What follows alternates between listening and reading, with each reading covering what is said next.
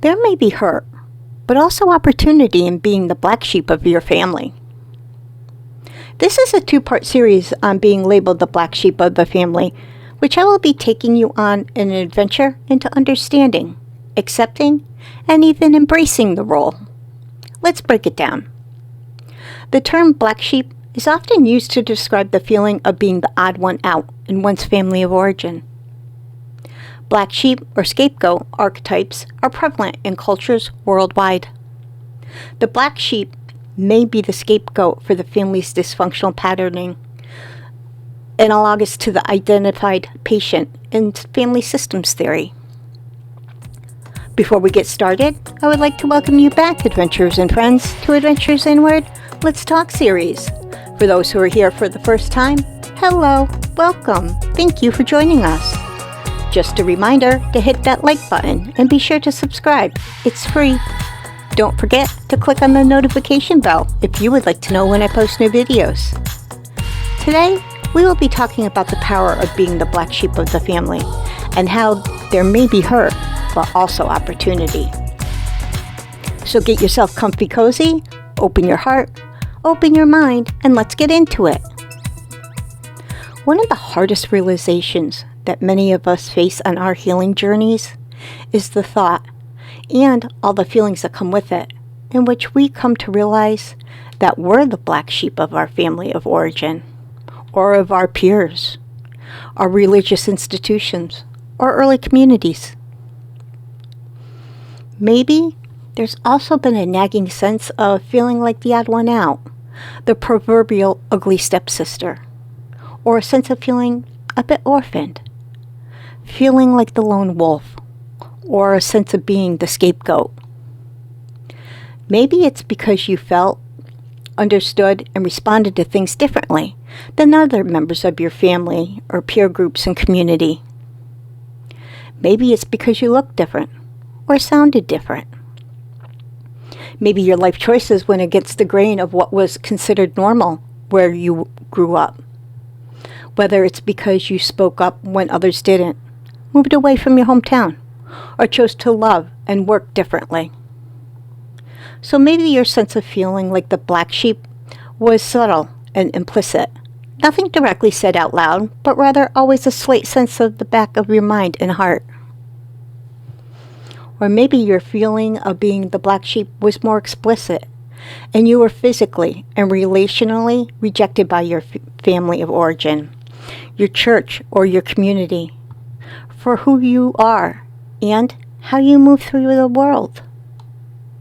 Maybe you were disowned, emotionally cut off, kicked out of your house, or treated visibly differently. However, and for whatever reasons this may have manifested for you, many of us can identify with the black sheep archetype. And while this is predominantly a pejorative term in our collective lexicon, this post is all about reclaiming the power of that archetype, diving deep into what it may mean to be the so-called black sheep from both a cultural and psychological lens, exploring the pain of what it can mean to embody this archetype, but also the power, gifts, and opportunities it offers. Let's be clear. Black sheep isn't a term listed in the Diagnostic and Statistical Manual of Mental Disorders, the bedrock diagnostic book for mental health clinicians. And there isn't one single universally agreed upon definition of the term, certainly not a clinical one, but it's nonetheless a phrase that infuses our collective cultural lexicon. The phrase originally and objectively described what happened when a regressive gene resulted in the birth of a sheep with black rather than white coloring. Obviously, these black sheep stood out from the flock, and apparently their wool was traditionally considered less valuable. The not-so-subtle devaluation begins. Around the 18th century, some suggest is when the pejorative nature of the term, as we have come to understand it today, came about. It became an idiom meant to imply waywardness. These days, black sheep is a term that may be used by others to describe us, or for us to self-describe if we seem like the odd one out in any way from our family origin or community. And still, there are many different definitions for this phrase, depending on the school of thought one consults. From a family systems theory perspective, the family is an emotional unit, and a system within which one could say that the proverbial black sheep is analogous to the identified patient. The identified patient is part of a family's collective, unconscious psychological projection process, in which they essentially defer and outsource the pain, tension, and anxiety felt within their dysfunctional system onto one person who then psychologically and sometimes physically holds the emotional energy of the family, manifesting it in symptoms and behaviors that the other members of the group can point to and say, "There's the problem. It's them, not us." In this way, the identified patient could be seen as the family scapegoat, serving as a quote-unquote protective function for its larger dysfunctional patterning. From an archetypal psychological perspective, the black sheep may most closely resemble the orphan archetype, or that of the abandoned child. These archetypes are, in essence, recurring symbols or motifs that describe someone or an aspect of someone who doesn't feel like they fit in with their family or community, physically or spiritually. And perhaps because they do not seem to fit in, the group's shadow is projected onto them. Showing up across myths, legends, and fairy tales since time immemorial, the orphan and abandoned child archetypes are so prevalent that I believe we all embody this archetype, at least in some small way. And, in a playful but also psychological way, Jungian analyst and author Clarissa Pinkola Estes' classic story of the mistaken zygote syndrome elaborates further on the archetype of the orphan or abandoned child by explaining how some of us may have mistakenly ended up, metaphorically, in the wrong families. Here are my final thoughts on this. Whether you most closely resonate with the description of the identified patient, the orphan or abandoned child archetype, the mistaken zygote, or all of these descriptions, you're likely seeing that within each is laced the theme of being misunderstood or rejected, and the feeling of being misplaced or displaced. This is the essence, to me, of what the black sheep archetype is all about. Keep in mind, being the black sheep can hold a certain power, a certain powerful realization that you are strong enough to stand out and be who you really are. You are courageous in standing firmly on the foundation of your being. Here's my personal journey.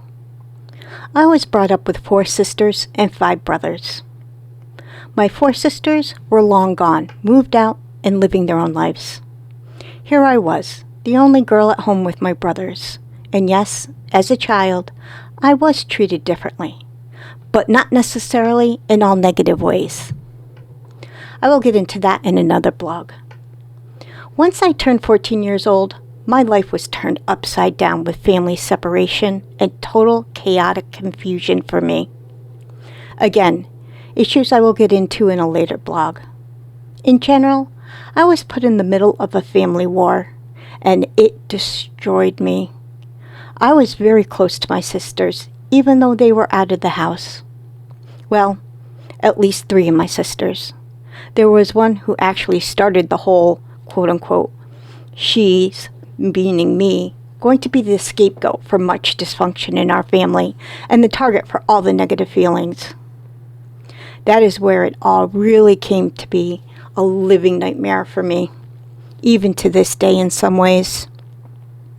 Since it was demanded I make a decision between family sides, I was devastated. I just couldn't do it. I was forced to do it.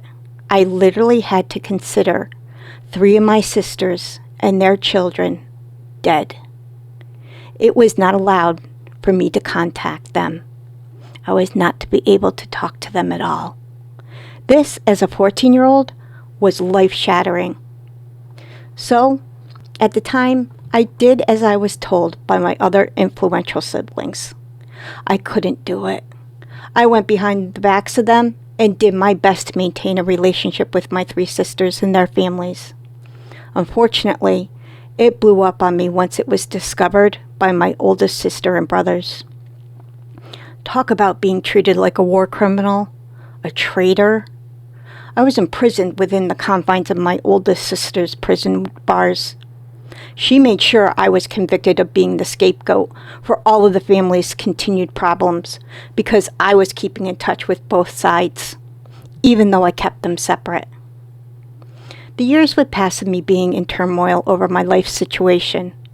My life was controlled, manipulated, and fearful, all the while being used as a pawn in my family's game of war by both sides. As I revealed in part 1, this is where the knock on my door from one of my siblings came, as I opened it and looked down the barrel of their gun, pointing at me, to make sure I was put in my place in alignment of their family laws. What I did come to realize, understand, and start to accept was none of this was my fault. Don't get me wrong, I take full responsibility and ownership of a lot of choices I made, things I said, and things I did once I was in adulthood. I have come to terms with all that. I do, however, now embrace all the lessons I have learned, especially the most difficult and challenging ones. I'm in my 50s, and I'm still growing, learning, and realizing how my being the black sheep, the scapegoat of the family, has actually been one of the best things for me spiritually. Emotionally, well, that is a whole other journey. But spiritually, my heart, my soul, and my faith has grown tremendously, and I am grateful for this life I have been blessed with. Remember to be kind to yourself, give yourself grace, and always, always love yourself. Embrace who you are. Thank you for joining me.